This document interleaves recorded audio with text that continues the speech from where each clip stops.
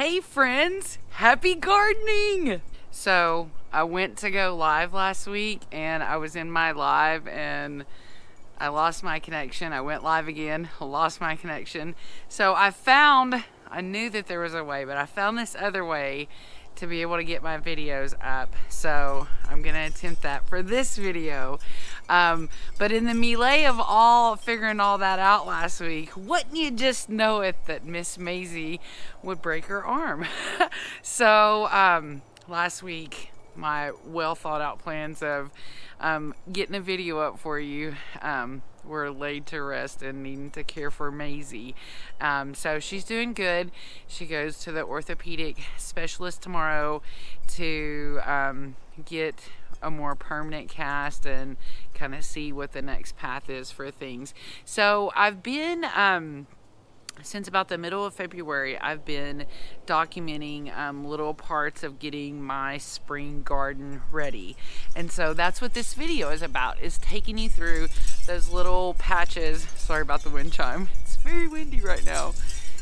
So it's taking you through those different parts of getting my garden ready from planting from the plants that I planted from seed and where my garden's at right now. So at the very end, we're going to kind of finish up with what the garden looks like right now. And then we've got a little bit more stuff to do. There's tomato planting to do. I've got a little stuff planted out in the front bale, but then I've got this new bed over here to plant, and I've got these straw bales over here to plant. So that'll all be another video, but this one's about what we did to get ready for planting in our bags. So let's check it out. Phase one of my spring garden, and so I wanted to bring you in on the process. Okay, so I've got a big pile of dirt over here, or soil. It's soil that I make. And I've got a video somewhere, I know, several probably, on how I make my soil. It's 3 parts of compost, a mixed blend of compost, and peat moss and vermiculite. Now, when you first start working with that soil, you really have to work with getting it all to absorb the moisture first, and then it holds it great. So I usually fill my cups halfway up, go water it, let it sink in, and it's so slow and it's not really that effective. So what I did today is I filled up a half of one of these buckets that's got holes in the bottom, and I put it over another bucket, and then I used my little shovel here, kind of like a mixer. So in one hand I had the water hose, and the other hand I had this going. And so what I found is my soil is kind of like cookie batter. So you just kind of keep working that moisture in there, and it's so much easier to work with. So once I had it all wet, but not soaking wet, because if you get soaking wet, it's not as easy to work with when it dries. Then I would fill up another 5-gallon bucket, and I would bring it over here to my trays and cups. So today I got, it's February 10th, and I got just shy of 83 cups filled, because there was 6 of them that already had some soil in it, but it was from the other method of doing it, and the cups weren't as wet. So I've decided to, because I've got 33 bags empty, and I could obviously plant directly into my bags, but I am not the best at keeping things, evenly moisture. So that affects my germination rate. So my plan is, 1, starting in cups helps me with that. I can manage the moisture levels so much better in trays. And then 2, if we have any creepy crawly, frost or bad weather come in, then I can just move all these. I'll cover my entire house with trays before I lose them. And then so this way I should have a lot more success than I've had in the past. And so even though I've got 33 bags, I still have a lot of other stuff, and I can make a lot more bags, because you can see in here that I've got a tray of peppers and a couple of tomatoes still to pot up. These all need a home. This is a mix of tomatoes and peppers that I'm going to share, maybe sell in my neighborhood. And these guys all have a home in the cups. I don't know where their future real home is. So, as I said, I'm in phase 1, and so I've got all my cups ready, and I've been over here. I've got my list, and this list is mostly for things that are going to go into bags. Well, it's really everything that I want to plant. So, like, this stuff is mostly going to go in beds or the bale. Beds or the bale. And these are things I'm going to plant directly into the bale because they're medicinal herbs. And then I've got plant tags for everything on this list that's going to be put into cups. And I'm ready to go into phase 2. So, I'll check back with you. When, I don't know, I guess when I've got everything planted, or maybe when I'm up planting some of this stuff from the greenhouse. That way you can kind of see how I do that. So let's enjoy this ride together. I'm here with a phase 2 update. I got some Rosella Malabar spinach and almost a tray full of moringa seeds going. The greenhouse is bubbling over. So now don't worry, I promised you that I would show you the simple techniques of how I pot up, and I still have calendula over here and some marigolds, and then I've got these super densely blended tomatoes and peppers, and I'll show you how I separate those. I just got to get some soil moistened up and some more cups. Well, I'm going to do these in some recycled containers because these are going to be giveaway or maybe sell if they come up. So I got all of those seeds over there. That's mostly my squash, cucumbers, and tomatillas.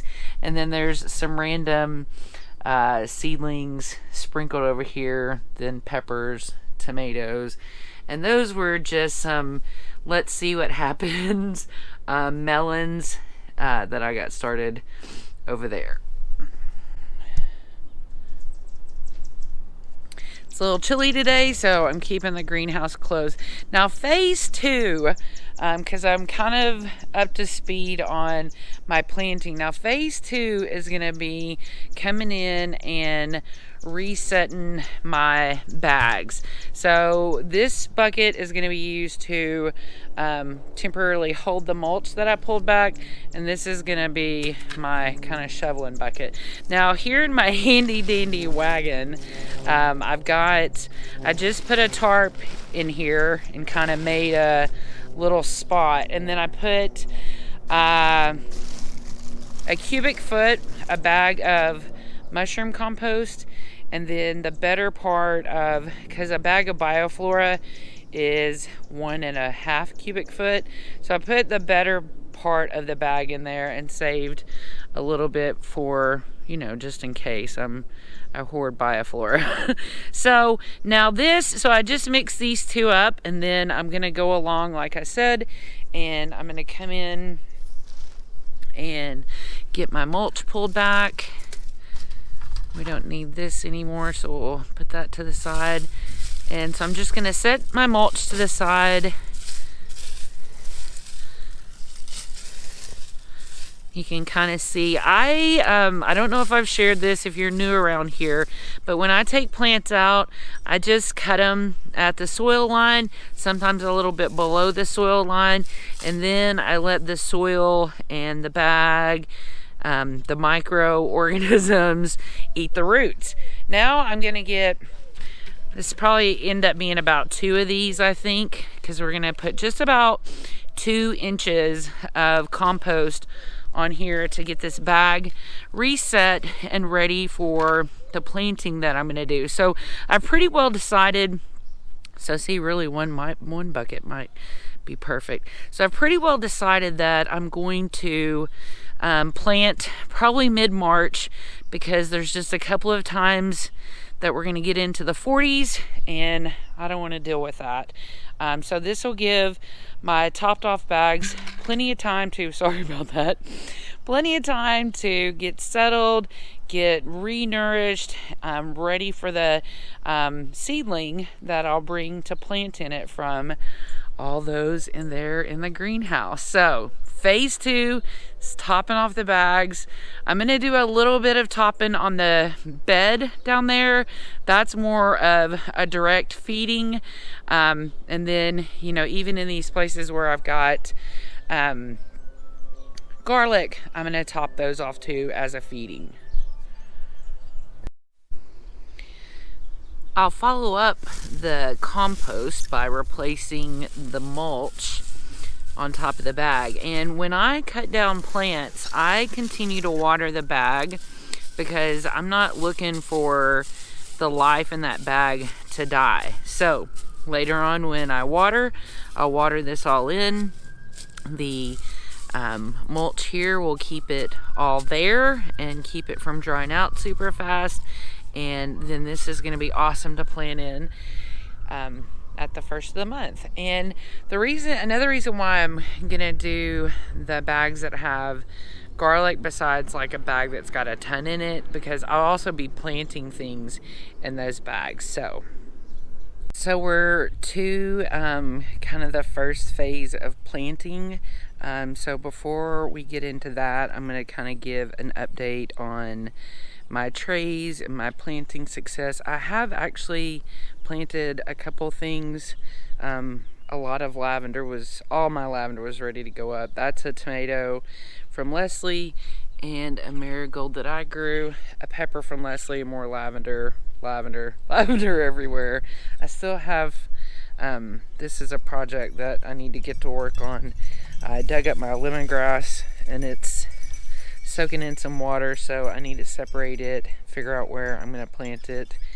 And then I planted some of the little miniature romaines over here because this is just starting to get some sun. And then this is some Mizuna, and I got this deal from the plant swap, and it's doing really good here, so yay. Now back to what's going on over here with the plant. So I'm going to start with my tomatoes. I started these tomatoes in the week of December, and just like all my plants, they've all been grown out here. And this is my other tray of tomatoes, also started during that time. Now I've got some second generation tomatoes that I planted, and peppers, but like this pepper here again was planted at that time. Now that is a tomato from Leslie, and those are grown inside. She grows them in her closet, so they are considerably different than mine. Now during the this is part of the first of this video, is when I was planting most of these plants here. My squashes, lots of those are cucumbers. These are 3 watermelon and it's a French cantaloupe. And then those are blue Hubbards, which are going to be trap plants that I'm going to plant over there on the fence in hopes that they attract any squash bugs that want to come to town. And so that's some really great success. So I really am going to be planting the bulk of my garden from things that I planted from seed. Like I said, all of which that have been out here. So I chose to do my seed cups like this, like I said back at the beginning, because it gave me a lot more control. And now here at the 1st of March, even with a couple more maybe chancy days, I can still maintain coverage on these plants that I'm about to put into the ground. So I'm going to start figuring out where and what bags these are going to go in, because that's what most of these plants are going to do, is go into bags. Some of those watermelon over there are going to go into the bale, and I don't know about all the peppers yet. And then over here, these again, some of these are from the No, I'd say most of, yeah, all these tomatoes over here and peppers, well, no, not most of the peppers unless they're itty bitty, but most of these I planted, I think, the 1st of February, and these were just kind of backups and plants that I can share or sell. And then these are all ones that I got from the swap. So there's a couple tomatoes and some ground cherries in there, and Anaheim peppers that are starting to make flowers, but there's 3 plants in there, so I need to separate it. So that's what's going on here today. I'm gonna get some of these things in the ground and get going with this planting season. Now, half of my tomatoes, well, the ones I'm gonna keep, are gonna go in bales and half are gonna go in bags. And so tomorrow I'll get the final ingredient for my soil, and then I'll start potting up tomatoes because they're more than ready. That's what we're heading into. I might share a little bit of my actual planting process with you, but I think most of us know how to plant the plant.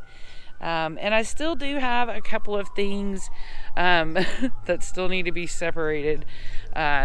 This is a Matt's wild cherry, which is where I just took a tomato and just mashed it up in the dirt and grew all that. So it needs to be separated into individual plants. But that's the last thing I have to separate, and then we'll be on our way into this season. To wrap up this first phase of our getting our spring and summer garden going, I wanted to kind of show you how things look now. We've made some moves. We moved this trellis here, and I kind of set up a little bag garden area here, and then we put this trellis here. These 2 trellises right now are just kind of staying here in support of the peas. Then this trellis will go over there in front of that other trellis, and I'm kind of not sure what I'm going to do with this trellis right here yet. Maybe I might use it to create shade over the new bed over there, but it definitely won't be over this bed right here. So that's where we're at to that so far. I got a lot of planting done, and I won't go through all that, but all the bags that are along the trellises, some have cans, some don't, but they all got planted this weekend. I've still got tomatoes to do. I'm waiting on one more ingredient for that, and I don't know if you can see for the sun, but we got the greenhouse moved over there. I'm not 100% sure if that's the final resting home, but this is time to get this bed going. And it was really getting to a point where it was too hot in the greenhouse most of the time for things to stay in there very long. We did kind of root down underneath the mulch, and it looks really nice. It looks really perfect right now because I pulled a lot of grass out of it yesterday, but I'm really pleased with how much grass doesn't come through. So this will be in my next phase of getting the garden ready, is planting here in this area and then over in the bales. So I've still got a little bit here, but most of this is to sell and to give away. And these bags are really in no particular order right now, but they're where they're at, and they've got a couple of new things in them, calendula and some, and then I'll still have my bales over here to plant in, and we've been really pushing them to get conditioned and ready. I keep kind of messing up on the watering because I have so much to water now. I've got to get just a system for over here. So this is where I'm at, and I'm excited about this new gardening season. Well, I hope that you enjoyed this long journey through getting my spring garden ready. I hope maybe you picked up a couple of things along the way, and more than anything, I hope that you're ready to have the best spring and summer garden you've ever had.